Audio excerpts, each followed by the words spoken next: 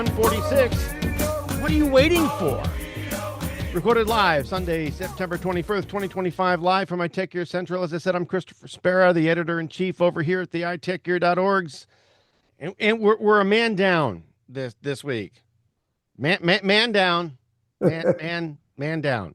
So Brother Joe McLaughlin is off hiking the forests of Cuyahoga, the deep in the forests of Cuyahoga County.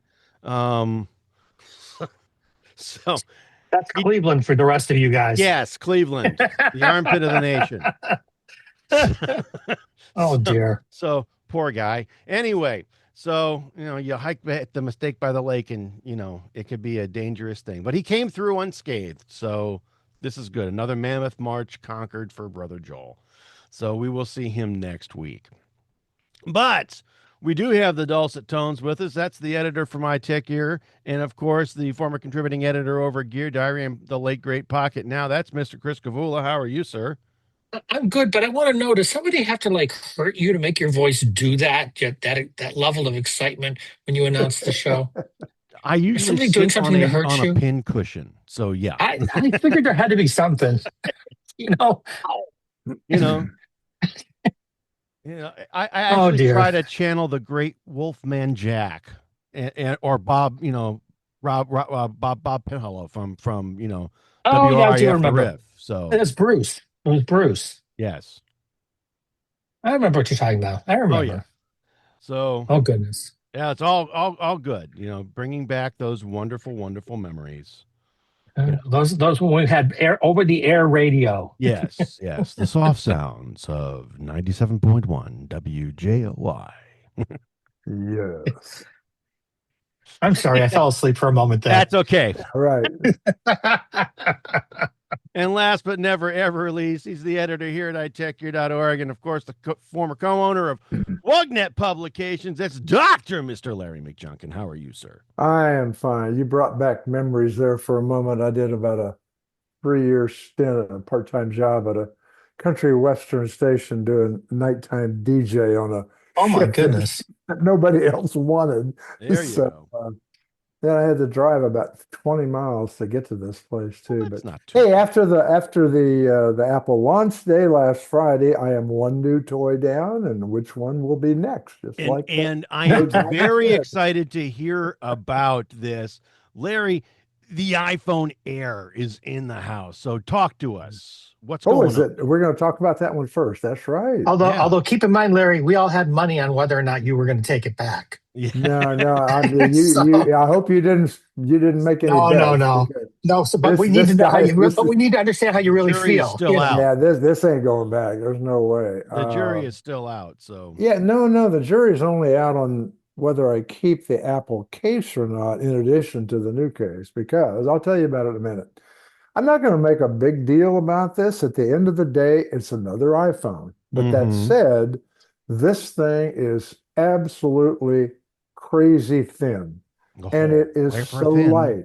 But yet when you hold it, I mean, when it's out of its case, it feels anything but delicate. It really. And, I read a review. I don't remember whether it was on 9 to 5 or Verge or somewhere, but that review so aptly stated my feelings. It feels like what the iPhone in 2025 should feel like, not like yet another same old thing with a couple of minor tweaks, which is what we've been getting ever since the 13 or 12. Well, this is a whole new iPhone, folks. Seriously, this is a new one. Well, but here's the thing, Larry. The people are actually commenting a lot on this. And the question is, yeah, it's a new design. And yes, there's compromises, and we can talk about those in a minute. Yep. But the general thought might be that the real reason they made this thing is it's in preparation for a fold next year. Yeah. Because it's got those, because that's exactly could be that. But that's exactly what Samsung did with the Edge 25. Yes. Yep. And then the Fold came out 3 months later or 4 months later or something like that. So the idea is that may be what they're trying to do here is get a sense of how that's going to be, because this thing has the best glass on it. You don't even really need to have a case. It's really so good. No, in fact, I'm going to talk about that just briefly. One thing I do want to get out of the way, I don't know why, but Apple only made one case for this thing, and Huh. it is very, very nice. I didn't think I'd like it, but seriously, this is a well thought out case. It's gorgeous. Is this the But bumper? this is no. Actually, if you count the bumper, they make two Yeah. cases. Does But the bumper this count is as a Okay. case? the one you can I get don't in know. either shadow black or clear. But the Oh, problem is, after using that case for 1 day, seriously, the best description I can give it, it's shiny, glossy, glassy, slimmery, and it feels like olive oil on glass. That's how ugh. slippery that case is. It's Wow. just, you can't hold it. It's just going to fall. I've heard But many I people saying like the it. titanium is actually pretty grippy in itself. You don't Yeah. really. Yeah, I've I've even heard thought the same about taking thing. it over to let somebody do a really soft sandblaster on it or something. But Ah. I don't know.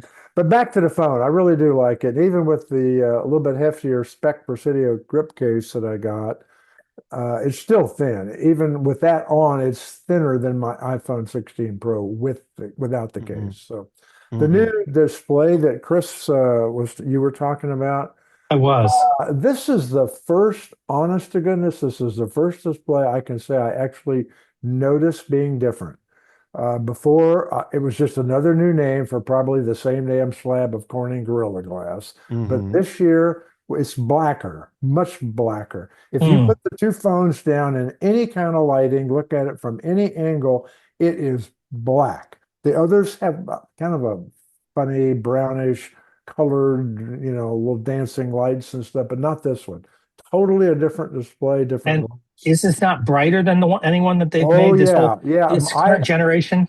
I am a creature of habit. I have on my other iPhones, I always kept off the auto and kept it up where I wanted it to get the brightness I Yeah, wanted. me too. And this one, if you put it on auto, it's where I want it. And I look at it and it's down in the middle range, rather lower than middle, rather than up toward the Okay. top. Well, that's My So interesting. it's definitely different. And after well, watching the YouTube video, the torture test, I'm convinced that it's definitely more scratch resistant. yeah, it does seem to be, doesn't it? You Yeah, but know, it does bend. It does bend. It took a 6 foot vise My and a pickup truck to make it well, bend, but it did bend. all right. So it does bend, but I mean, how much pressure did they have to place on this device in I order to don't get it to remember bend? what he said, but it when I was watched the video, it was amazing. they were up over 200 Up over when they 200 pounds per yeah, square inch. All right. So yeah. Yeah, 200 PSI. And I mean, you could put that in the back pocket of a sumo wrestler sitting on a Yeah. sidewalk and nothing's going to happen. right Trust in the me. middle of July I think in I think it Chicago, finally it's not snapped at like gonna. 260 or 270, something like that. That's when it finally snapped. Yeah. Yeah, so there's very little concern here with it actually. There's no bend gate. None at all. None No. happening. No Never going to bend And gate. happen. and it This is doesn't good. respond to scratching very well. It does great. No, it So doesn't. It doesn't scratch well or bad, but easily, I should say. Yeah. yeah, but I don't know if you guys have, in contrast to that, the aluminum case on the other phones, if you look at the videos on them that people are putting all over the internet, they just go to the Apple store and look at them and take pictures with their phones. They're covered with scratches. I mean, Mm. covered on the back, where On the that back. aluminum panel is, Sure. the kind of the matte Now finish. that's the Yeah. standard iPhone 17, That's not not the a good Not Pro, thing. not not the the pro, Pro. not the pros. No, it was the Pro. Yes, it was the Pro. It was the Pro. It's Okay. that little Oh, panel that looks like it's a lighter color on Oh, all that the color. one. Okay. That It's where you would something expect. oh. about that panel. It just scratches so easily. But So Mm. that's the panel that is directly over the MagSafe magnet. correct, Oh, I know correct, what you're All talking right. correct. about. And where that battery, where you would expect a battery pack to sit, Yeah. True. a But MagSafe but battery let's pack to get sit. down to the elephant in probably everybody's room about this. Yeah. They're worried about, will this phone be as pro as a Pro? I think personally, it's every bit for my use case, and I'll quantify that in a minute. It's every bit as pro as the every other Pro I've Yeah. ever had, and that's all I've ever used is a Max or a Pro since they came out with it. But all of that said, if you are doing more than just normal photography, you probably won't be happy. And I've never used all of the available camera features on my previous iPhone Pro. So for me, Mhm. this is photography as usual. Landscapes, pictures on road trips, all the normal stuff.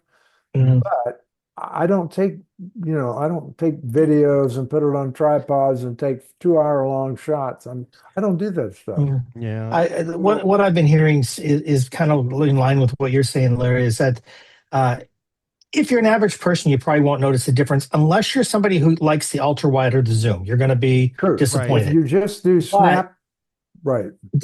and if you do anything pseudo professional, it doesn't support most of the better formats for No. the picture.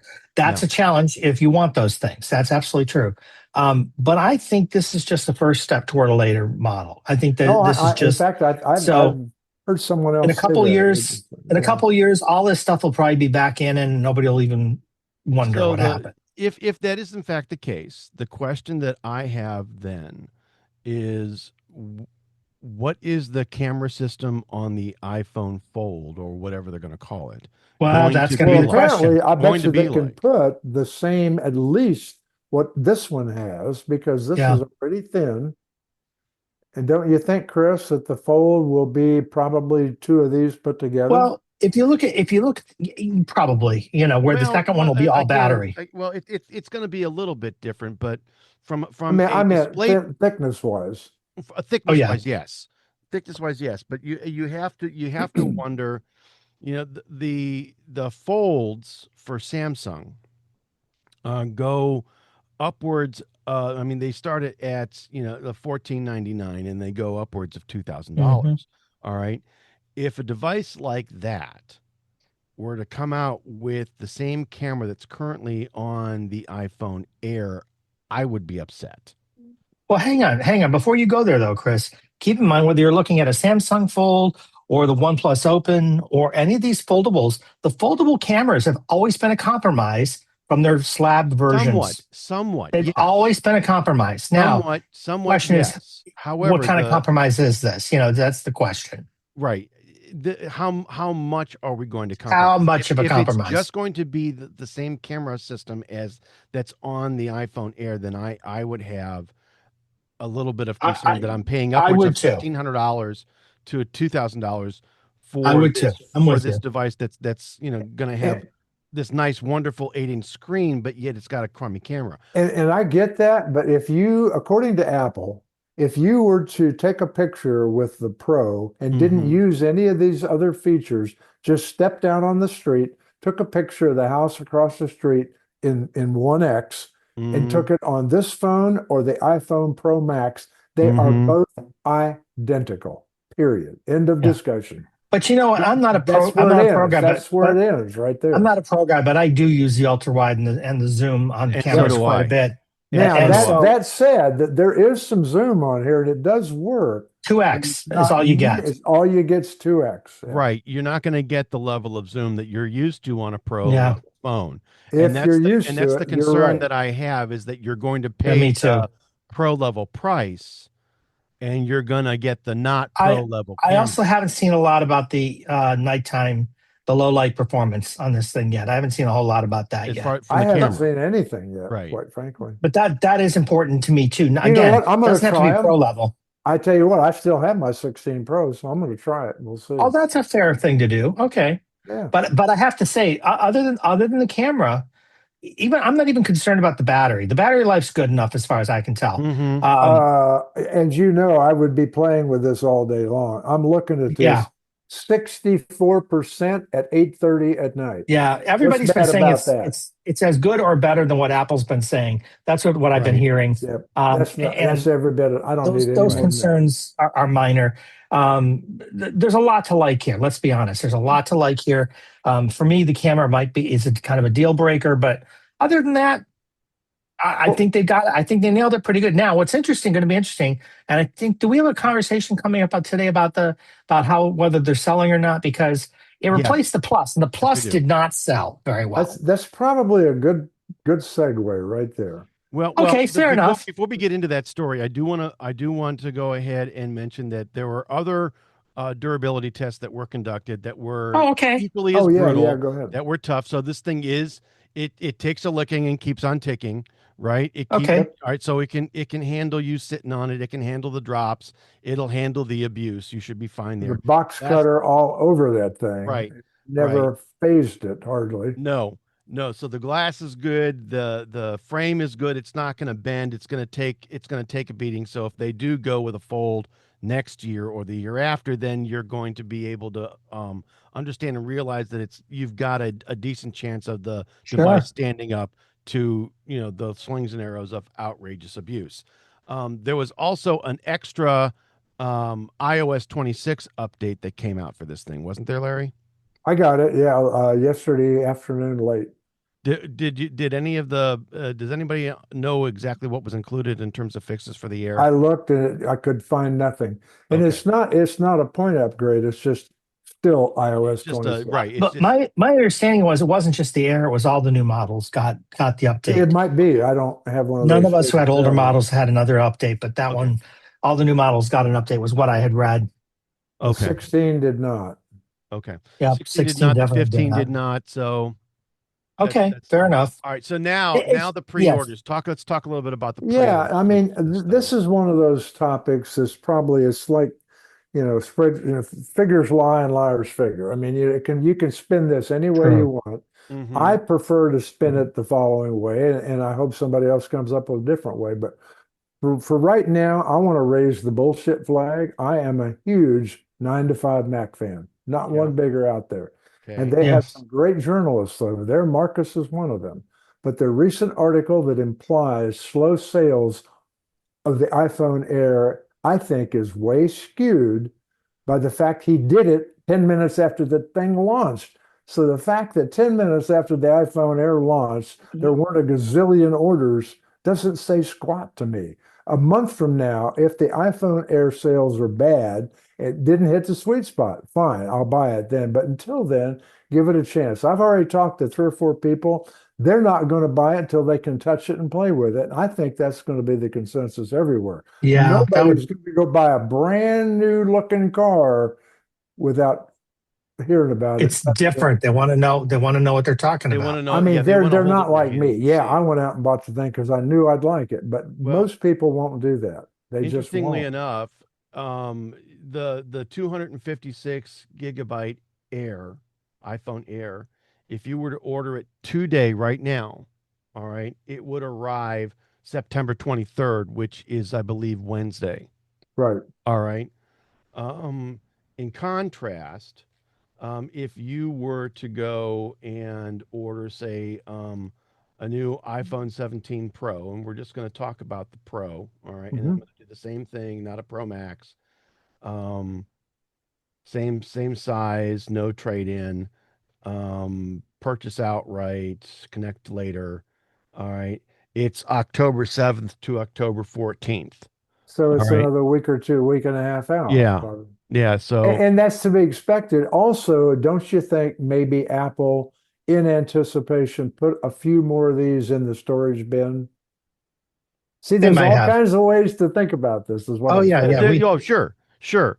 But a lot of people are going to find out when they do hold this in their hand. As I said earlier, this Mhm. phone feels every bit pro. It doesn't feel like a Yep. mini. It doesn't feel like an SE. It feels like a pro. Well, And and again, I would argue. Yeah, I agree with you, Larry. And quite honestly, if it wasn't for the camera, I would consider this. Absolutely, would consider this. the But camera, I cannot say enough. Don't take, it's just me. For me, the best iPhone Apple has ever released, I think this is it, because just for me, at least since I stopped taking pictures of every mhm, squirrel, every tree, and every sunset that I come upon. yeah, I yeah. don't I do mean, that anymore.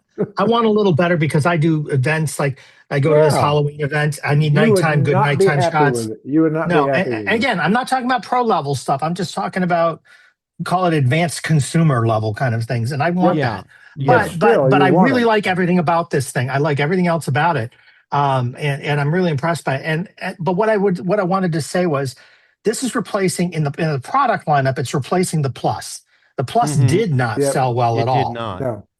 So I think anything this thing does is probably going to be better than what the Plus did. And again, I don't think this thing is the end game. I think the Fold is the end game, and Yep. this is just a stepping stone to get them there. So if they can sell some while they figure out what they want to figure out, then We'll put good this for down them. in Good the on show. them. Chris, put this down in the show notes somewhere. I'm going to say that someday in the near future, a year or two or three down the road, Apple's going to walk back this aluminum case thing. They did I think that so once. too. They did it once. They got in trouble with it. They changed to titanium. Everybody was happy. Now they're going Yeah. back to aluminum, and aluminum is soft. I don't care how good it is. No matter It's how you soft. slice it up.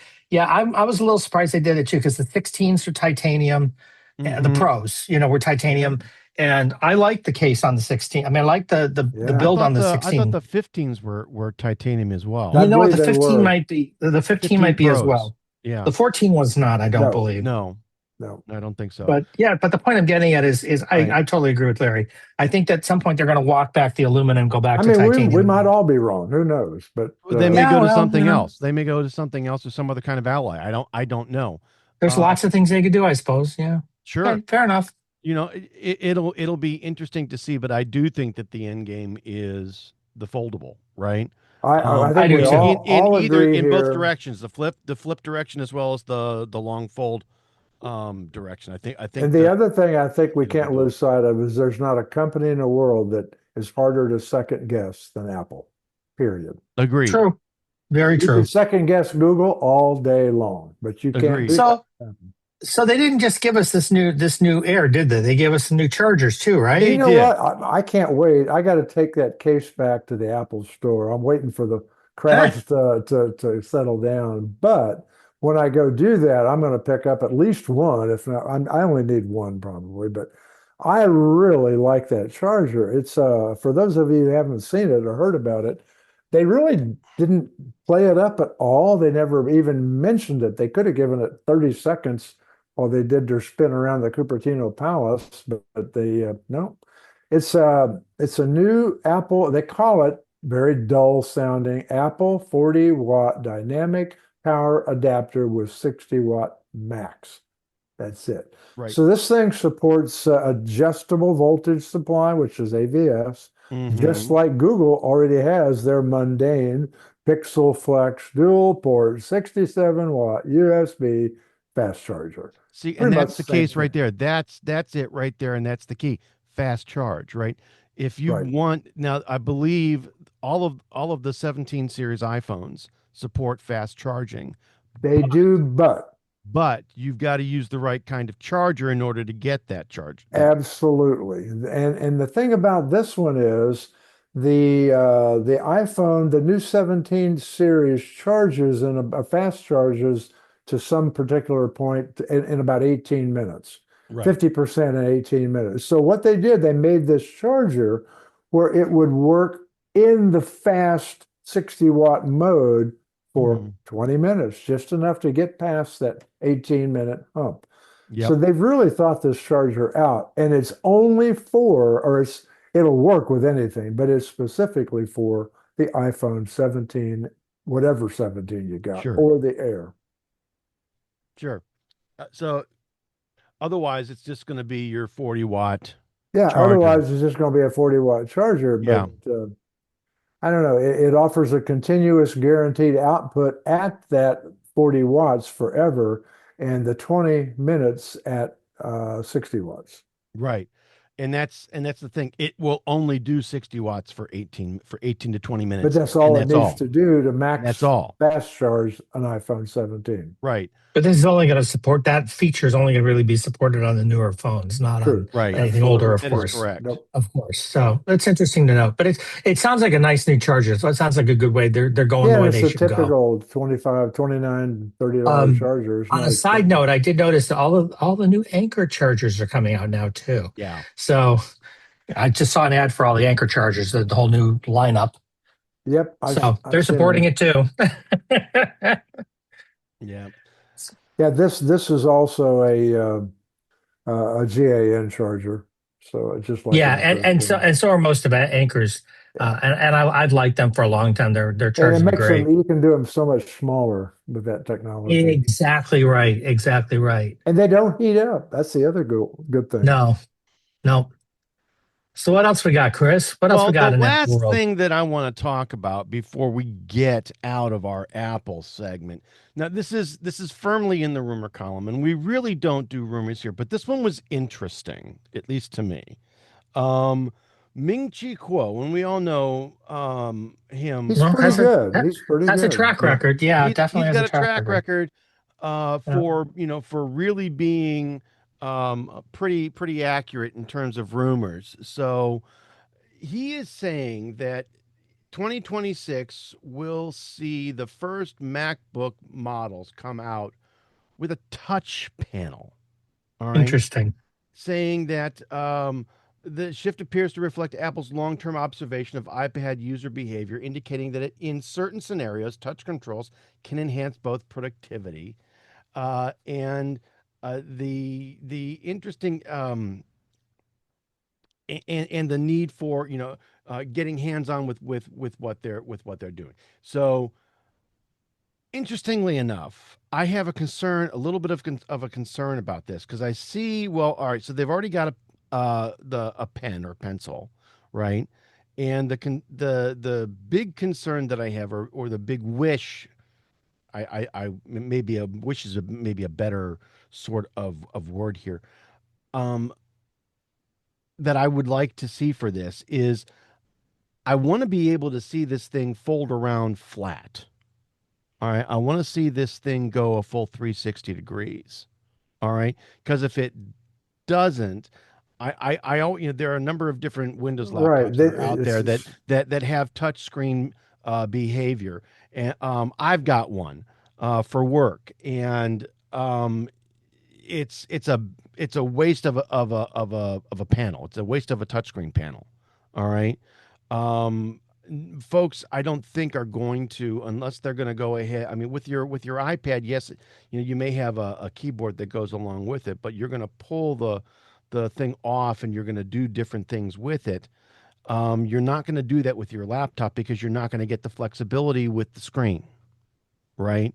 You're not going to get the flexibility, and even on the Mac, the Apple Magic keyboards, where it doesn't fold all the way back, it just kind of tilts a little bit after about maybe 40 or so degrees. That it opens. You can still remove the screen. All right, if you need to get more hands-on with whatever it is that you're doing. If you're not going to have a detachable screen, it needs to go all the way back so that you can go ahead and actually use it as I somewhat don't, of a I, keyboard. yeah, I don't know that it needs to, but I would agree that that is certainly adds more functionality. But I do have a lot of, I've had devices with and without the folding all the way back, and they've had touch Mm-hmm. screens. And I still find a touch screen on a regular laptop that doesn't fold all the way back to still be a useful thing. I'd like to Mm-hmm. see Apple add it, but I also understand why they haven't so far. And they've Mm-hmm. got two key issues here, right? One is, of course, um, as they've said all along, gee, is it functional to do that or not? The operating Well, system really isn't designed for that. That's one. But the other piece of that has been, where does that leave your iPad? Because your well, iPad has become kind of more and more that touch, if you will, that touchscreen laptopy kind of thing. Hey, before you that's go into the iPad thing, let me get back to something that Chris said here because it's a little germane and probably need to say it. Please. Apple Apple is moving, we hear, more assuredly than this rumor. They're probably going to have an OLED display on this yeah, this yep, new That MacBook. that I've heard too. Okay, Yep. two yep, different things, and they contrast each other actually. OLED panels lend themselves more easily to touch they do, True. than normal panels. they So do. that Apple might go to touchscreen could make sense with that. But on the Yep. other hand, if they don't do what Chris said, Apple is known to try and get thinner and thinner and thinner with their lids on these things, display lids. And if you try and touch that little flimsy OLED panel, that's already going to probably be thinner than what it is now, it's going to Right. bounce around. Yeah. That's very true. So That's a very good I point. don't know that rumor might not be true because it's just that. Well, but it could be for the other That's reason. fair. but you also have the jobs prohibition. Look, I've Oh got my a God! touch Don't device. you ever do that? I've got a touch device. It's the iPad, and here's my stylus. It's my finger, right? Somebody's Well, coming up out of the and, ground. Oh, if that and absolutely. happens. again, we've all used touchscreen Windows devices, and they are awkward at times because the OS still really isn't optimized for touch. I'm The sorry. only one that's not to me is the Surface, just about. Well, even the Surface isn't really optimized for touch. From an To me, OS Surface. perspective, you're correct. Well, Yes, I would yeah, say, no, but yeah. to me, I that meant device hardware. was optimized for touch when we had Windows 8. As soon as I we meant, moved away yeah, from I that, we meant stopped just being for optimized touch, for it. Yeah, just for hardware wise. it That's is all. Yeah. desktop first, touch second, and touch is awkward at times on Windows devices It today. is. It is. Just is. Yeah. So the question is really, has Apple found a way around that after all this time? Because that's really why they've avoided it. That's their quote unquote stated reason. Mac Do they OS really was need to not. do it? Do they? Do they? I don't know. Who's asked? The Who question asked is, for this? you see this in bloggers. You don't really see this in everyday people asking for it. No, you don't. No. And so my question is, so let's say this is true, and they've decided to go do this. So did they figure out a way to get it right, or did they just decide to make the compromise that Windows made and just go with it? I don't see Apple doing that.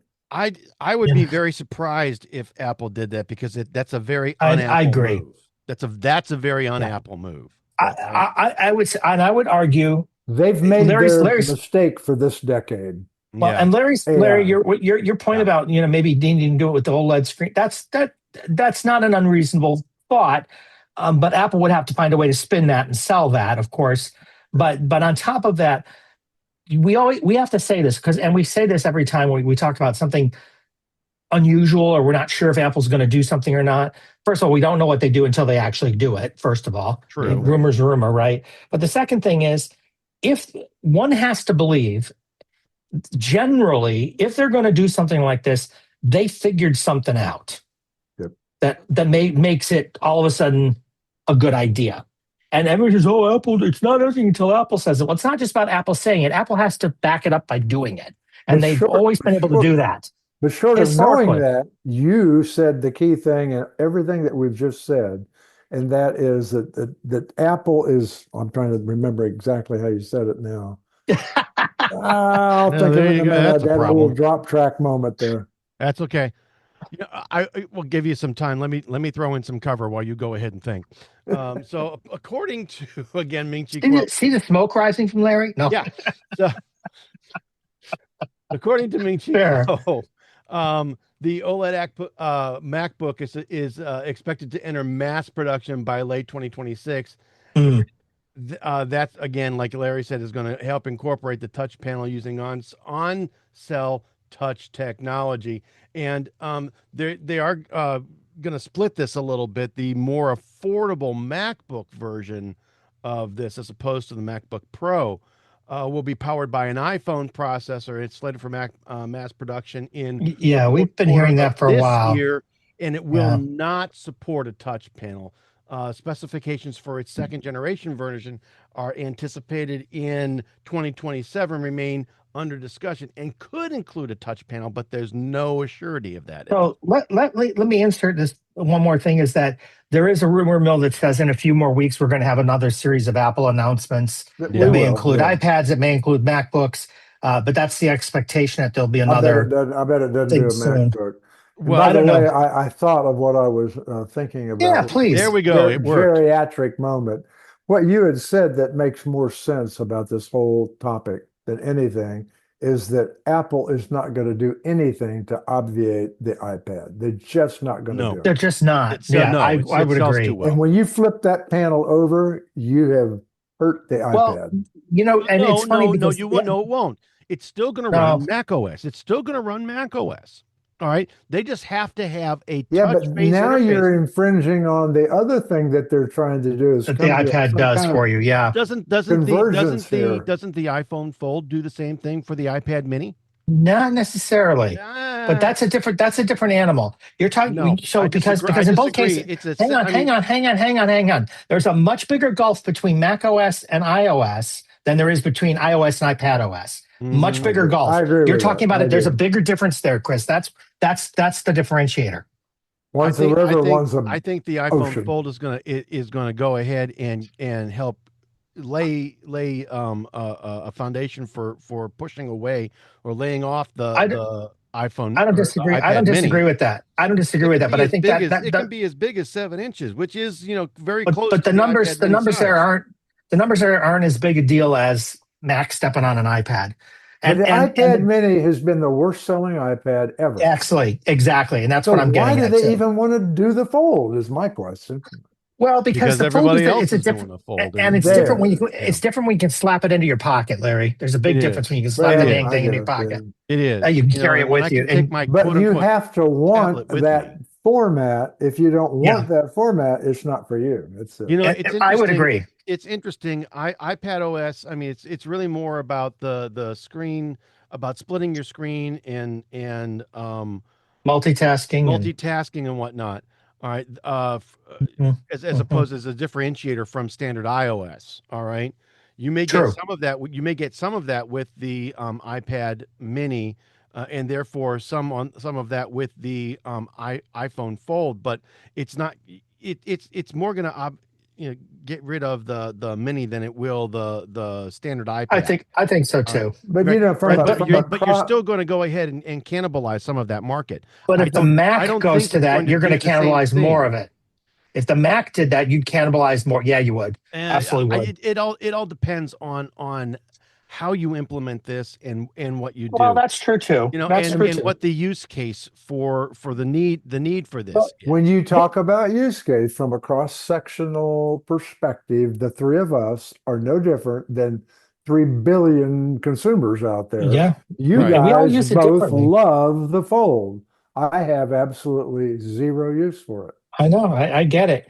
I will add one more thought to this. So If I when you ever talk found a use for it, I'd be the first one to get it. But Apple has to be very careful about cannibalizing the larger iPad process and thing. And the reason I say that's important to them is because what has happened, if you look at the last few years, iPad has become the new Xerox. In other words, we don't say copy things, we say Xerox things. Yeah. The iPad is the de facto tablet. Yeah. I don't care what else you talk about. And that it is become there's kind of an ubiquity there that has happened with the iPad. No matter how hard Android manufacturers have tried to make tablets, and they sell tablets. Don't get me wrong; they do. They cannot come anywhere close to the market segment that Apple's got with the iPad. And the iPad is always the standard to follow. So if you start screwing with things that impact that market, they're not going to want to do that. Now, the Mini is a different animal. Like you said, Larry, the Mini is it's the low-hanging fruit. It's the one that nobody buys. Because you don't know how correct you are with what you just said. Just this week, just last week, we had, I've never seen this before, ever, in all my 15 years of doing this club. We had 2 people call in first level support calls and said they had trouble with their iPad. Both calls were Samsung tablets. And everybody uses the word iPad they said they had an iPad. Yeah, the word iPad has become the word, right? It's so right. Right. It's the Google verb. It's I'm going to Google this instead of search this. Right, yeah, right. We don't search things, we Google things, right? It's exactly what's happening. Yeah, I Googled it on DuckDuckGo, right? Right. Yeah, but the iPad has become that, guys. So Apple's got to be very, very careful, I think, about protecting that. I really do. I don't agree that they should define what the differentiator is. All right. Oh, I do. I don't. But we've had this argument before. Correct. We have. We've had it many, many times. In fact, I don't disagree that they should clearly define what that differentiator is. But I truly believe that if they're going to have a touch screen on a computer, that it should work with the Apple Pencil.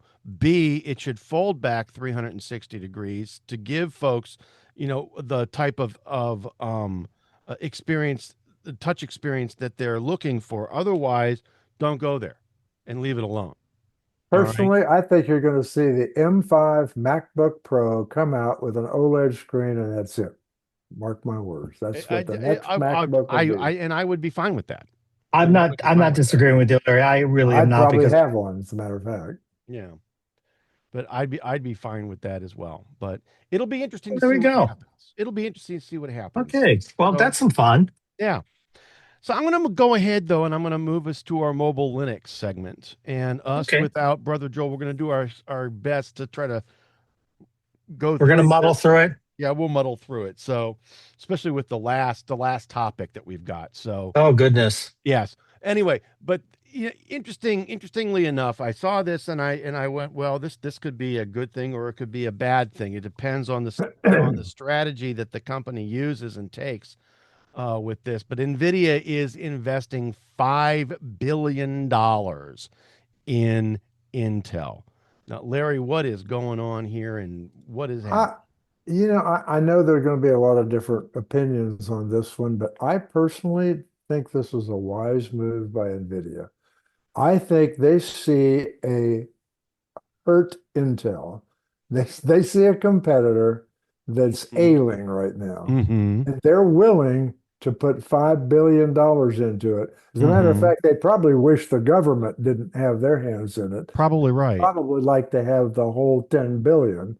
Oh, absolutely. But anyway, well, regardless, Thursday, NVIDIA said that they were going to put 5 billion worth of, or buy 5 billion worth of Intel's common stock at roughly 20.28 a share, and that it would give NVIDIA about a 4% more plus or minus stake in the company. So Yeah. last month, the government announced that they were going to dump 8.9 billion into Mm-hmm. Intel. And I'm still not sure why that happened. And I certainly don't think it should have happened. I Well, don't believe that my government, I don't care if it's red, blue, pink, or orange, I don't think my government mm-hmm. should be investing my money in a private company that don't know how to run itself. Well, when we End of when we my first story. announced that particular stake, in a previous episode of the iTechGear Weekly, um, we said, many of the same things Yeah. that we're probably going to repeat here. This was really just another way. They had already been promised that 8.9 billion in an, You're right. you know, in That was another not way different. that and that the current administration put the kibosh on that, right? They froze that funding. And what they did was they just reworked the deal to get them back that funding, as opposed to, yes, we're going to guarantee you the funding. It's no, we're going to get you the funding, but all right, here's the extra hoops. The government's now got an active Yeah, stake as before we opposed to didn't us have a just giving you the stake, now money. we Right, do. right now we do, which gives the government a little bit of leverage in order to make certain that they get the money, they get the value out of the investment of nearly $9 billion. Um, while I do agree that it's a bit risky because Intel is having a great deal of difficulty cracking the 3 nanometer barrier that most everybody else has been able to get down to, but Intel hasn't. They're stuck at 5 nanometers, and I'm hoping that with um, some level of investment and some level of cooperation between Intel and NVIDIA may be able to help them get over this hump, right? And actually get and become, therefore, more competitive. If not, I think NVIDIA may have just purchased a larger portion of the company I think than if than we NVIDIA thought. sees success, if they see success, they know in the end they'll have that entire company, Yeah. probably. Yeah, and see, and that's where I think that they are actually Um, hoping I is it's hoping that I they I will end up still that way. feel it's all good money after bad. I really do. I just I'm don't I not agree think with disagreeing you. with you. I don't think they're going to get over this hurdle. I think Intel is too ingrained in what it's doing and how it's doing it. But I think it's more than just getting. I agree with you, Chris, that they have to get past Mm-hmm. that hurdle. But I think that's only one of many hurdles they have to get What's a past. huge engineering I think they hurdle? have. They've spent more than a It decade is, being but that stuck. isn't the only problem they've got. The bigger problem they have, in my opinion, is their architectures are way outdated and old. Yes. They can't just go to the thinner, the better, the Well, better you would wafer assume thin. you would They have assume to. get off of CISC architecture, and they won't do it. Yeah, getting they're not going to 3 do it. nanometer process is going to give them more efficient, more technically But that's all. current But technology. only in one vector. In the other ways, they're still chucking out things the old way. They're just doing it in a thinner process, and to me, that's not enough. Well, if you read some of the, go ahead. It's an ancient set of technologies that all they're going to do is make it a little more efficient by making it thinner. They haven't fixed the underlying fact that they need to re-architect the technologies. Totally agree. Totally. That's the problem. If you read some of the blogs out there about these things, the mainstream news people talk the way they talk about Intel. But if you really read down into the dirt, you get some comments. The culture in that company, Intel, is not good right now. That's my thinking too. And to your point, Chris, the reason that they're stuck, one of the reasons is that upper management will not listen to the newer engineers. They're still stuck 20 years ago in how they did things, how they made their billions back then. I've said this to Chris. Every time they made their processors faster, they didn't do it by coming up with a better architecture. Nope. They maybe made it thinner, like Chris said, and that gained them a little bit of efficiency. But they threw more memory, they threw more power at it. That was their solution to everything. They've been doing that for years and years and years. I don't see them getting off of that train. No. I just don't see them doing it until they do that. They're still stuck in the 90s, until they change that. And maybe NVIDIA will help them change it. Maybe they will. I'm not hopeful, though. I got to be honest. And if they don't get past where they are right now, they won't even crack the heat barrier because they're stuck with that thing that throws out a ton of heat, and they can't do it. Their last generation has run so hot. It's insane how hot the last generation chips run. And nobody seems to care that they're sucking up all this power. There's zero efficiency. As you're building AI with these huge data centers, you need those numbers to go down, not up. Agreed. And that's a problem. They can't crack those markets unless they can fix some of those problems. And I just don't see them. I don't see them there. I just don't. And I don't see this investment being enough to get them there. I just don't see it happening. But again, maybe NVIDIA will have more of an influence than I think. I could be wrong.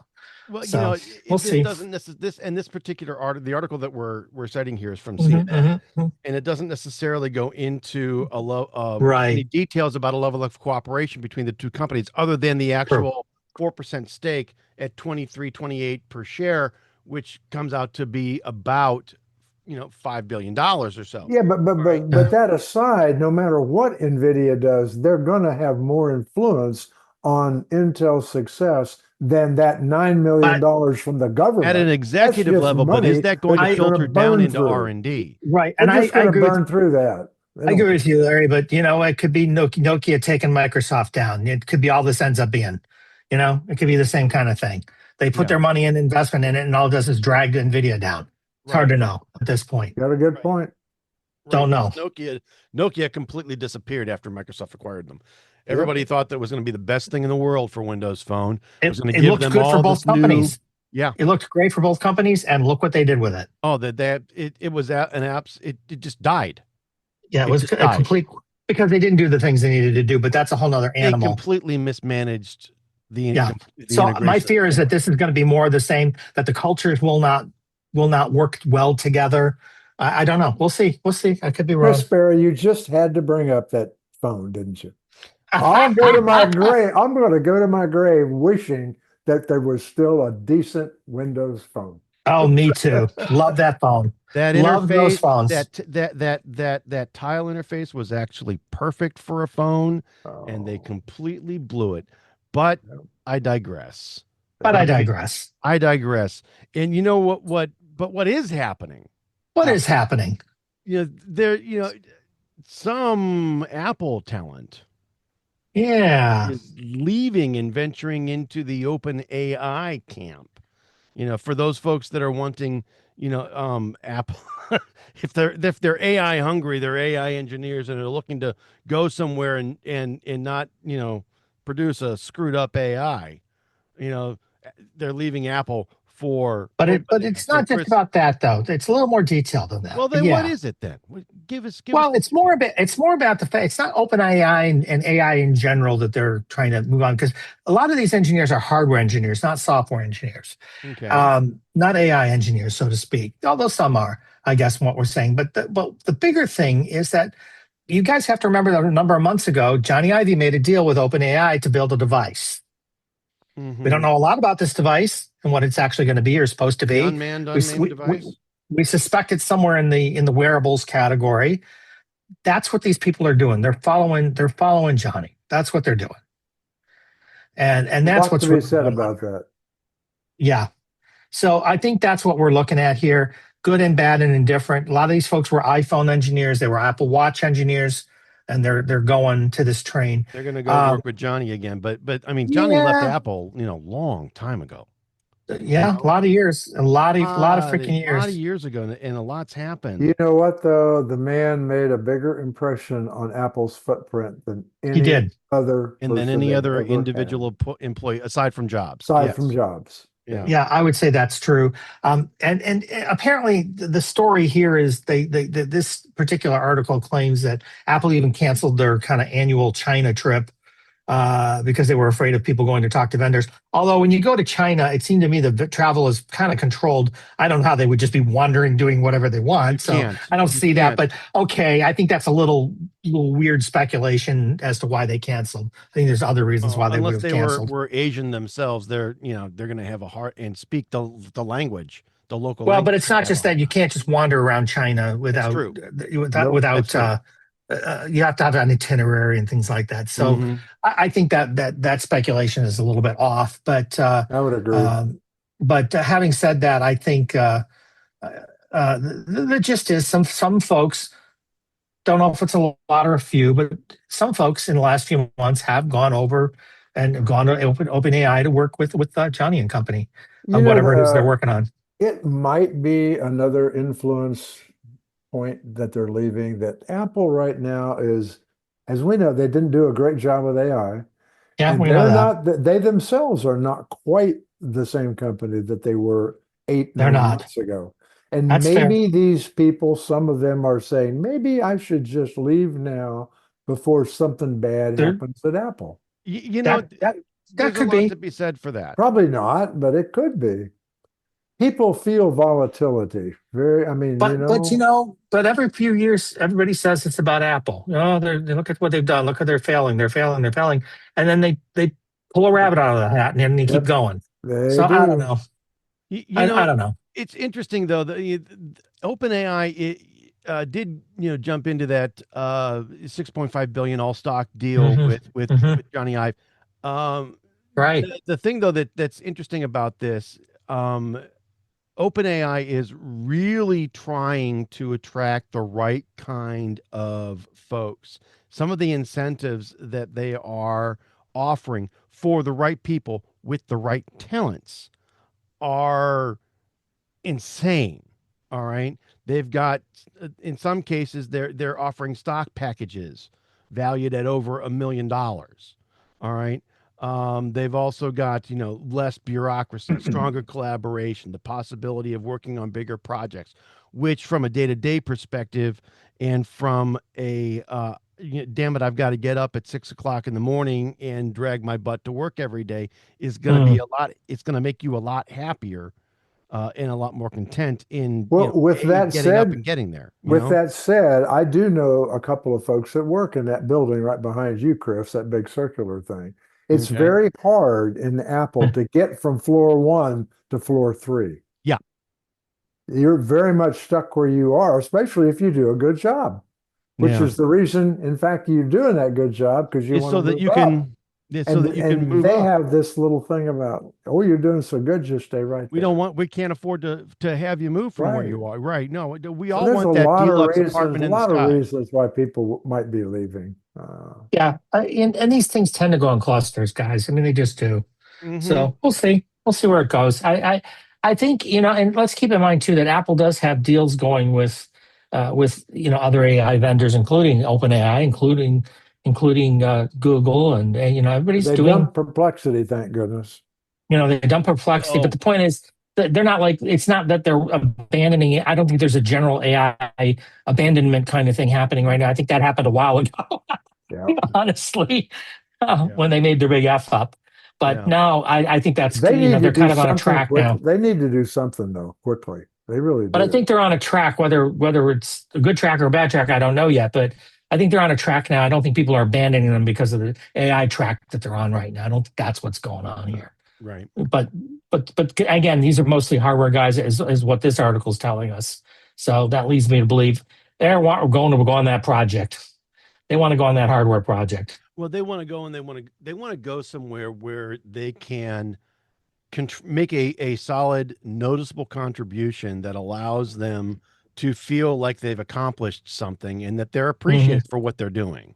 All right. Yeah, well, that's what. Yes, they're being in some cases they're being sucked over by but you can do that. But it's easier to do that in a smaller company that you can get more attention. You can, fish but little it's pond also kind of thing. right. You're right. But when you're incented well, and then you see your work being appreciated, and you yourself are appreciated for But producing guys, also network some of product. these people that do this kind of work are so brilliant, and what they do, what it means to them, they don't want to be Tim Cook. They want to do what they do.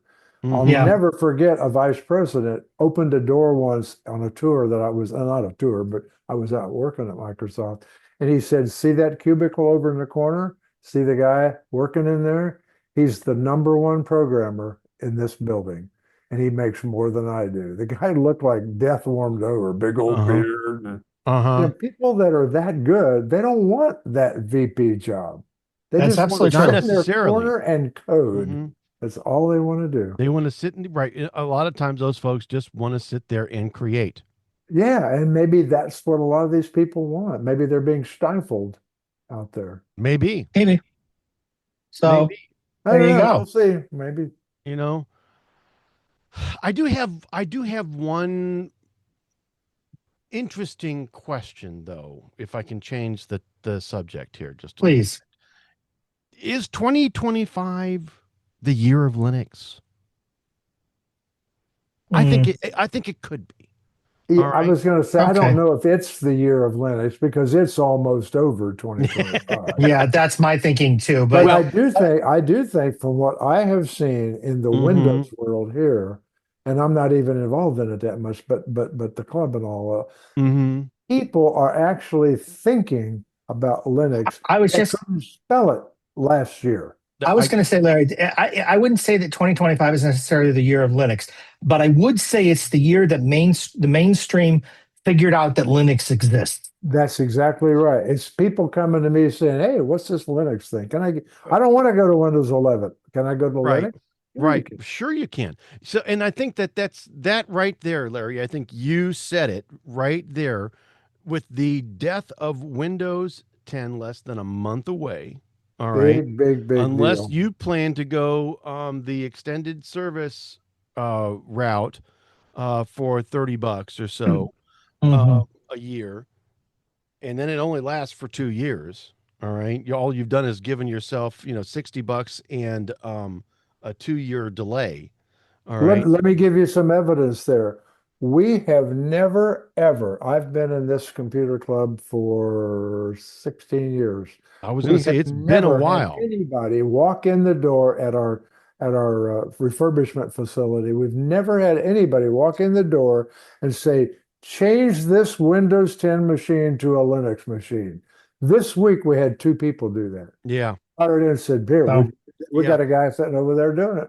Yeah. See, and this is, I think this has come about simply because there are a lot of PCs that are out there that are still good, that are still usable, that still have life in them, and their owners know this. Yeah. All right. And they are smart enough because in your case, they've got you and the rest of the club. Well, we've told them that if all they do is internet and email, sure, have a ball. Well, the point is they know that they need security, right? They know that And they they need can't, they they know, couldn't they get know any that they need more. security for their email and for their web browsing, and they don't want to get a virus and have their information stolen, etc. All right. They also know, so they know and they understand that the end of Windows 10 means that there's no more security No. patches that And are when you coming tell out. them about the security of Linux, that they want, you won them over right there. You know, absolutely. I mean, it's been around for years, and there's a lot that's out there, and you can find some that look just like the Windows that you're leaving. Yeah. And if that's the Close, case, close then enough to not matter. Yeah. you know, there's a version of Zorin OS that's going to come out, which is a version of Linux that, and they just teased a huge update in version 18 that has the same kind of um, uh, windowing templates that will allow you to you take it up, you drag a window up to one area, and it'll automatically snap it into one side of the screen, Yep. or another side of the screen, and give you the places automatically for those windows to be, so you can do what you need to do on your I mean, big you can, large and monitor, that's the nice thing about Linux. You can find a distro that looks like whatever you want. I whatever you use one want. that looks like Mac and Yeah, Budgie, you know, it's, absolutely, um, absolutely, and it will function a lot like Mac too. yeah. So, so with all of this coming around, and with Windows 10 dying, and with so many different Linux distributions that are out there, um, October of 2025 may be this beginning of the year of Linux. I You would know? go out on a short but quite strong limb and say that a year from now, we will be talking about twice as much Linux on this show as Yeah, we are right now. I agree. I don't know if it'll be twice as much, but it'll definitely be more Yeah, because it is the way certain things are going. The challenge with Linux and talking about Linux is there's no one Linux. Yeah. So it becomes a very fragmented market. So it's hard to oh yeah, have because that conversation got broadly. And that's hard to explain to people. yeah, Yeah, Really. it's a thing. It's good and a bad thing, yeah, both. Yeah. So, yeah, I would agree, but yeah. yeah. So So there's a number of different flavors that are out there, a number of different distros that are out there. There are so many different. There's a distro for each day of the week and each day of the month. All right. yeah, that's Um, for sure. and there are just search for Linux, different Linux distributions, or the best Linux distributions, and they'll have a whole list and a whole bunch of resources out there that'll tell you exactly what's available, Hmm. where you can find all the distros and builds that that'll make you absolutely silly. All right. So and the software that's available there, I mean, is just as good. 600. That's how many distros. 600, Yep.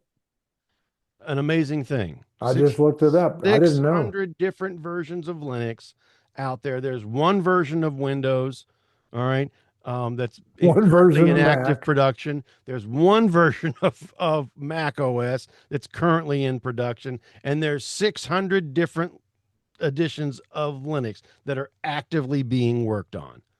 Amazing. All right. So I would take a look at and go look for some of those things. We'll have some links in the show notes for some different places to find different builds of Linux, so that you can go and get those. And those are pretty cool. But if you've got an older piece of hardware that you want to be able to do something with, and get some extra life from, and you've got a kid that needs a computer, Linux is a great choice. Chrome OS, great choice. Yeah. It's a way to get it on your PC. Both of them very secure. Absolutely. Absolutely. So, well, all right. So, you know what? I'm going to go ahead and I'm going to move us now to our Windows segment, but I'm going to do that right after this brief message. 100 episodes. The iTechGear Weekly has more than 100 episodes. We've been doing this, oh my goodness, for almost 4 years. And to be very honest, the iTechGear Weekly needs your help. We need your subscriptions. We need your donations. Anything at any time would be very much appreciated. We need your help. I will tell you that I am about $3,000 a year in on site maintenance as well as show maintenance. And while we're not really going to stop, we really do need your help.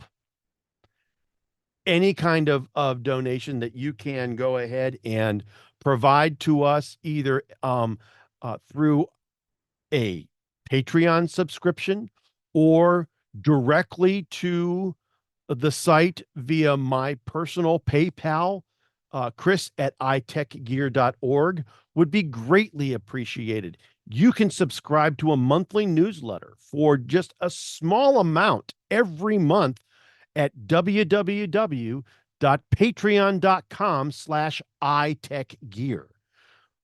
If you do that, you get a summary of all of the shows. You get a summary of all of the articles that we post with direct links to everything that happens on the site. Boy, we've had a great time over the last 3 years and change, providing everyone with the steps and procedures needed to make technology all that much easier to understand and use. Boy, again, we could use your help in making it easier to provide those wonderful things that we do, that voodoo that we do so well, to you on a daily and weekly basis. So please, if you have the time, smash that subscribe button on the podcast. If you have the time and you have the inkling, go to our Patreon site, www.patreon.com/iTechGear. Subscribe to our newsletter. Provide us with a small donation. One time, monthly, doesn't matter. We'll go ahead and continue to provide you with that knowledge and insight that all four of us have every week. I want to say thank you to you, even if you don't donate, even if you don't subscribe. I still want to thank you for the opportunity to come to you every week, because we sure do have a great time doing the show. So from all of us here at the iTech Gear Weekly and from iTechGear.org, we thank you, we love you, and we'll see you soon. And welcome back to the iTech Gear Weekly, episode number 146. What are you waiting for?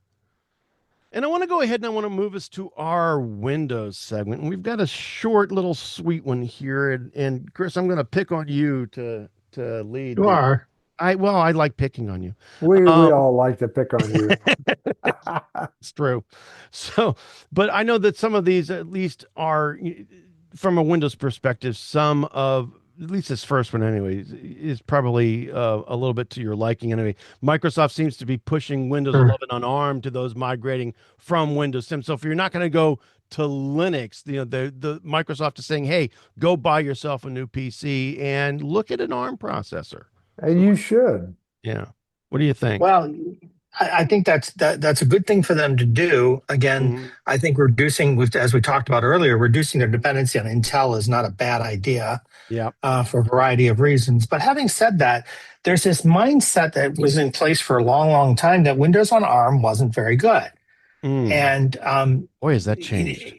Yeah, and I was going to say, I use it. I've got it on a bunch of devices, and I've been very, very happy with it. And so I think the latest statement from them is that ARM versions have gotten to the point that the ARM versions of apps are out there now, and they are representing 90% of total user minutes on a PC. That's huge.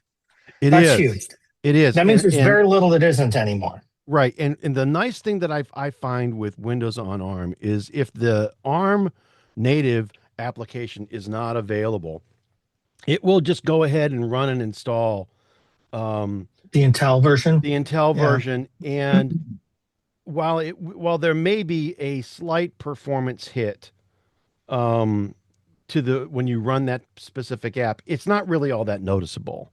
I Well, you really know only what? found I don't, once. those numbers aren't as much as you'd think. I have a very good friend who just bought They're not. his first ARM Surface, and he's a geek. He's just like us. But out of 74 apps that he had installed on that computer, only one, and that was a Cronus backup. That's the only one that Okay. wouldn't work And on ARM.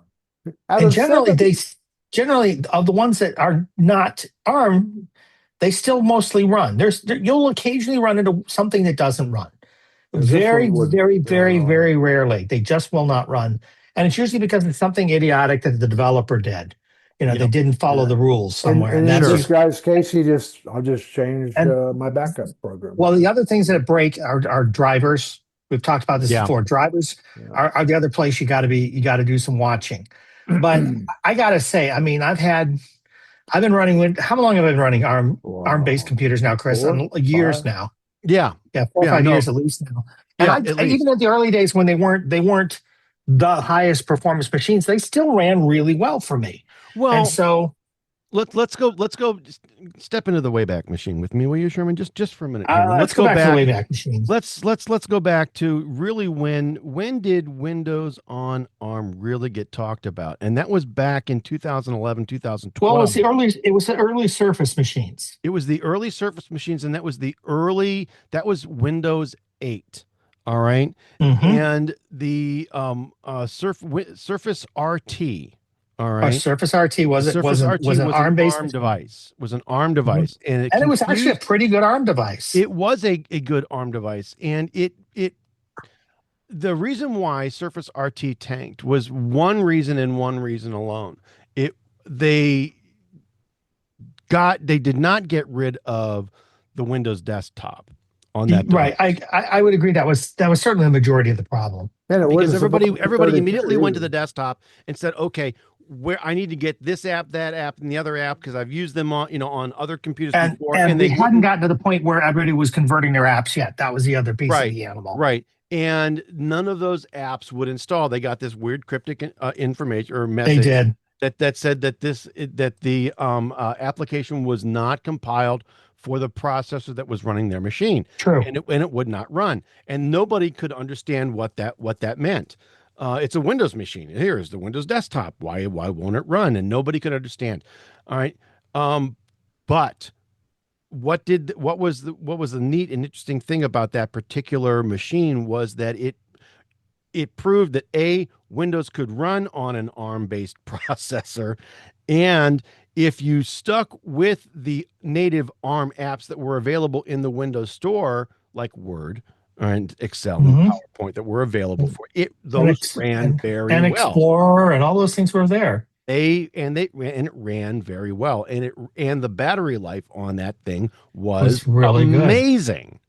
Good. And Microsoft learned from that experience and redeveloped Windows for ARM from what had been Windows RT. And they redeveloped it, and what they created was pretty good. It wasn't perfect. No. But it was pretty darn good, and it has gotten better over the last couple of years. I mean, it's really to the point where you would be hard-pressed to, I think, Larry, you even said this, you were in the store, and you'd be hard-pressed to know the difference. Oh, absolutely. No, if I ever bought another Windows machine, it would be an ARM. Absolutely. So I think if Microsoft is pushing people toward this, I think it's absolutely appropriate to do that at this time. I think they've gotten to the point, the development of this thing is to the point that if you jumped over to it, the odds that you would have a problem are so low that not zero, but they're so low. And the benefits are a much more efficient machine, runs cooler, fans kick on little, if at all. Much less often. No, I think I mentioned to you, I've been in now to Best Buy as well as Costco. Both of them have an ARM Surface running. And when you're in that bright lit environment, you know that screen is wide open, brightness, cold as this desk. That back of that Surface was ice cold. Yeah. My ARM-based machines, it's not just Surfaces, but my ARM-based machines are all like that. Even again, guys, remember, our MacBooks, ever since the M1, they're all ARM-based machines too. So generally, they don't have fans kicking in unless there's something really intense going on. Absolutely. Whereas in the old days, they'd kick on at the slightest, provocation. Even the Pro, your Pro doesn't kick on all the time, does it? No. No. It does. It does when I run. There's a couple of games I'll run that the game's kicking on, but other than that, it just doesn't. I really think that Microsoft is doing the right thing, pushing it now. As we know, the newer Surfaces that have come out, the Pros, there are a lot of them are ARM based now. They're not even defining them differently like they used to. They're not really even calling them differently anymore. No, They're just saying, those here it is. Snapdragon. Pretty soon it's going to be ubiquitous. It's just a Windows. Well, and computer. we're about to see the second generation of the Snapdragon Elite X, X Elite, Elite X. I forgot. The new chip is about to come out soon. The Snapdragon X, the X Elite, and the X, the X Plus. The second generation are about to come out on those. Yeah, so and honestly, they are numbers. They are, their current iterations, all right, are powerful enough that if you didn't know that they weren't Intel machines running the software, you would have no idea. You don't know what you don't unless know. you hit one of those weird corners, you're probably never going to have a problem because they just work now. Absolutely. For the most part. Absolutely. And again, the emulation is the emulation code is built into the base, into the system. And probably, Chris, you run into a few problems because of what you do with them. But the average person, I do. The average they aren't going to know. Email and web and PowerPoint. And you know where you run into it. The only place I think an average person might run into it is if you buy one of these weird off-brand printers, for example. Yeah. And you have to install drivers for that off-brand printer. If you buy like an HP printer or an Epson printer, you're not going to have a problem. You aren't going to know. If you buy one of these off-brand ones, something where driver support has always been questionable on some of these. I'm going to call them second-tier kind of devices. Totally agree. The device support, the driver support has always been kind of iffy. Anybody who has a Mac will tell you what that looks like, but it's a kind of a similar level of support you're looking at. But if you're one of the mainstream ones, you're never going to have a problem. You're not going to notice a problem. I print to an older HP Color LaserJet here. It was just a driver it already knew about. I didn't have to tell it anything. It just worked. Everything just worked. So I have had zero problem with my ARM-based Windows laptops. I really have. My bigger problem has been Microsoft's tendency to go toward advertising in their OS. That's a whole other animal. More ARM has not been the problem. So I'm looking forward to it. I think Microsoft, I'm glad to see Microsoft pushing and promoting it. I think it's about time. So there you go. Yeah. So it's really kind of interesting. ARM is now more mainstream, and I think you're going to find that it's going to become, as Intel has more and more issues and problems, and I do not see a clear future for them. I think you're going to see Windows on ARM really become more mainstream than anybody ever thought it ever would be.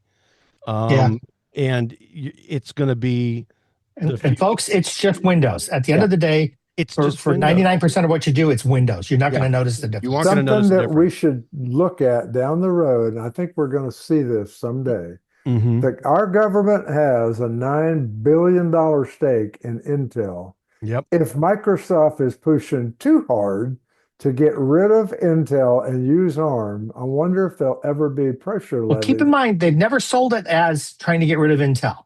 They've never pushed it that way. I know, but I wonder if we'll ever see any forces come on any of the you got to wonder. Any of them. You guys need to keep on using Intel. Don't know. That's a good question. It's a good question, or whether or not the government may push for the engineering changes that to make Intel get with the ARM program. Yes, exactly. And I think that's more. You're going to see more of that than the then does it become a new ARM race? Assured, though, both of you, for a $9 billion stake, they're going to have a say. Oh, of course, of course. Does that mean if they actually did that, we'd have a new ARM race? Where's Joe with the button? But I'm ching. I can't. Oh man, we're just gonna have to get one on our. Each of us is gonna have to have one. We are. Yep. Anyway, dueling buttons or something. So, anyway, the next thing though that I want to go ahead and get to is our last story in the Windows segment. Yeah. Microsoft seems to be testing AI agents for a new feature in the Windows 11 taskbar. So, So agents is a feature that some of these well, I'm going to say the chatbots, but the chatbots the way you usually interface it right now.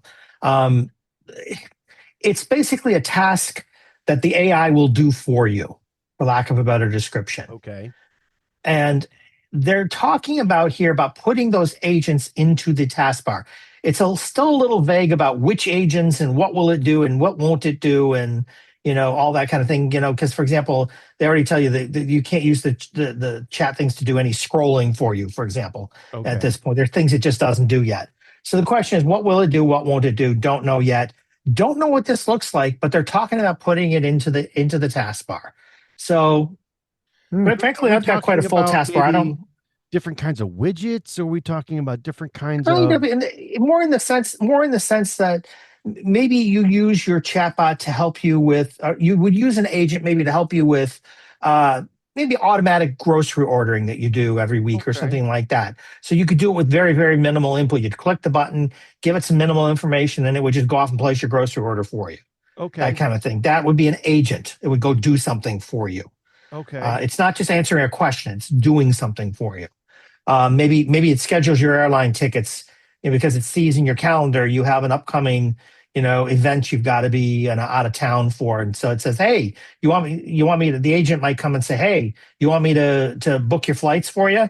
It would already know your preferred airlines. It would already know your preferred what I do believe that's very possible. Only in the past month or so that I've been working so hard with AI with that ChatGPT 5 paid version, you become almost friends with your bot.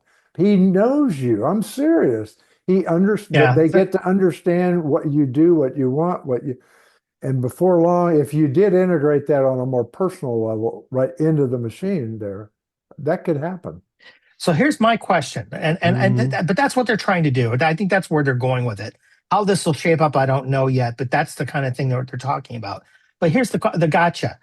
What is to stop, and we can say this about AI in general on these machines, but what is going to stop this from becoming another Microsoft monopoly situation where the government has to step in and say, no, you can't do that. And we're gonna have to disconnect the browser from you can't just put everything, all these controls in here and invading your personal life and doing this and doing that kind of thing. I got to think Microsoft's looking at that right now. They have to. No, they'd have to because they don't really want to be there again, right? Not to be. No. But you can see how this how close have they come again in Europe with Edge? All right. Oh, they did, and that's just a browser situation. They started right up next to that line, But I see that. But I see AI being the next area in which that's likely to happen, and this is another aspect of that to me. So you're going to have to be very, very careful about how far you extend and what you take over and control and don't. And I think that's going to be the question mark here. In other words, so if Microsoft puts these agents, okay. Well, the agents are based on what? How come I didn't get a choice of what my AI backend is? You just put this agent out here that's just doing whatever the agent does. Copilot. I don't like Copilot. I'm not allowed to use Copilot. I have to use exactly. So what happens? This other or Gemini because so of the this has that my company has. This has the risk of becoming another one of those kind of situations for them. So I think they have to be watching it very carefully. But there's a lot of potential danger here for Microsoft here. So I'm curious to see exactly how this will shape up in the when we start to see it in the Canary and the other builds. I'm going to be curious to see what it looks like when it starts to populate because well, they can't even get their builds to populate consistently, in my opinion, right now. Anyway, I got two identical machines that one updates and one doesn't update. They update at different rates, different times. Cadences, and I have no idea why. Yeah, it's with the same setups. I have no idea why. So the point I'm getting at is, I don't know what this is going to look like yet, but I have some concerns here, and that's what they are. Well, we'll see. Yeah, but that's what they're doing. Yeah, that's the game they're playing. I agree. Well, it's so much for um 2025 is not the year for the agents. perhaps 2026 might be. perhaps not. Um you know, so much for our Windows segment this week. I'm going to go ahead and I'm going to move us to our tip of the week segment. And before we actually kind of get there, I do want to remind everybody that iTechGear was founded with the intent of making technology easy for everyone to use and understand. And this team specifically has dedicated their most of their writing careers to this specific purpose. And every week we're going to have a tip that will feature something new and fun, authored by one of our experienced editors. And if you've got questions, concerns, comments, or yay, dare I say, ideas, you can go ahead and send all of that over to tips@itechgear.org. And if we use your little bit of wisdom, we will give you your 15 seconds worth of fame. And I want to go ahead and this is a new. That's our whole bank of fame, though. I know. That's all the bank. That's the whole bank of fame. That's You're the going to bank give of fame. You're going to give them our whole bank of fame. We don't have Wow. much. Yeah, that's my point. And you're going to give it away. Folks, this is a great opportunity. Reminds me of Ray Romano. So you're gonna save the world with 3 melons? Thank you. There we go. There we go. All right. So this week, in iOS 26, if you get a call and you can't answer it and you go ahead and you send it away, do you know that you can schedule a reminder to go ahead and call back on those missed calls? You can. You can. If you want to go ahead and do that, you go to your phone app and then tap recents and then swipe on the missed call and then tap schedule callback and then choose a time. Yep. And then it'll go ahead. Very nice. Actually, at that time, pop up a little reminder that says, "Hey, you were going to call so and so back." And you can call them right from that dialogue. You just tap the button and away you go. So it's short and sweet, but if for whatever reason, you've got to go ahead and you can't take it now, but you need to call them back, schedule the time. And I can never take it. Say again? I can never take it. It just needs to stop. I know. I just can't take it anymore. How's that? Thank you. So, but that's short and awesome, sweet. though. Short and sweet, but that's our tip of the week. Phone. I like it. Recents. Swipe on that missed call and then tap schedule callbacks and then just choose a time. Okay. There you go. And this next one, I'm very, very happy, and I'm very, very excited about this next item in our pick of the week segment. Because you shouldn't be. Not because of what it is. It's not because of what it is. It's because of who it belongs to. But before we actually get to the actual breaking of that excitement, I just want to take a moment and let our listeners know that our show picks are typically hardware, software, and other items of interest that we have individually purchased and that we actually use and that we like enough that we want to go ahead and recommend them to you, our growing listener base. These are not paid advertisements or items that we have any kind of affiliated marketing relationship with. If they were, we would have to go ahead and, according to the iTechGear editorial policy, let you know that up front. These are just things that we sincerely believe in, and we want to bring them to you at the end of each show. Why? Because we like you. Oh, my goodness. Well, we were at an advantage because we only had 3 of us. Yeah, that's true. Don't get too excited then. Okay. Yeah.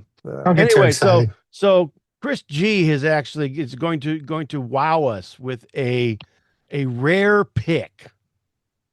And wow is the right word. These are the LandWow premium phone tips for your Apple AirPods, your AirPod Pros.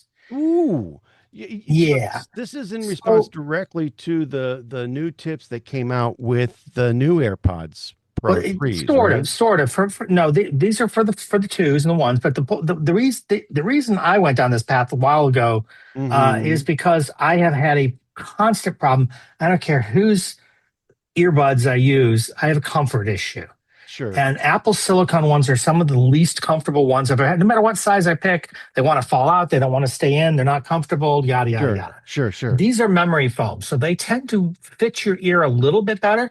I would not Okay. call it perfect, but it certainly is a far cry better than the silicone tips I got with the Apple AirPods, in my opinion. And guess what, kids? What? This set of assorted devices, you get a small, medium, and large with this. They do make an extra small that you can buy separately if you want to try that. But the point is, you get this assorted set, $9.99, $10. And as opposed to the totally Apple kind that only works with the new AirPod Pros 3, I understand, that are what, $30? Yeah, something like that. $29? The point is that, so these are the Landwell premium memory foam tips, and they too tend to fit better, and they're more comfortable. I get less irritation with them than I get with the silicone tips, on and on. So for me, this is it's a win-win. Right. Again, I haven't had hardly anybody's that I find comfortable. This is much better. It is a big improvement. You have for me. here a choice of either all extra small, all medium, or all large, or an assorted small, medium, large, right? I'm Extra sure once small, medium, you large. figure out your number, then you can order some extra ones. Right. But when you buy the full stud, the ones that are just one size, those are $14.95. Yeah, if you buy this assorted, right? The white assorted ones is only $9.99. The white ones, even though they're assorted, the assorted and black, are $9.90, $9.99. Okay, the white ones, same assorted, small, medium, large, are $14.95.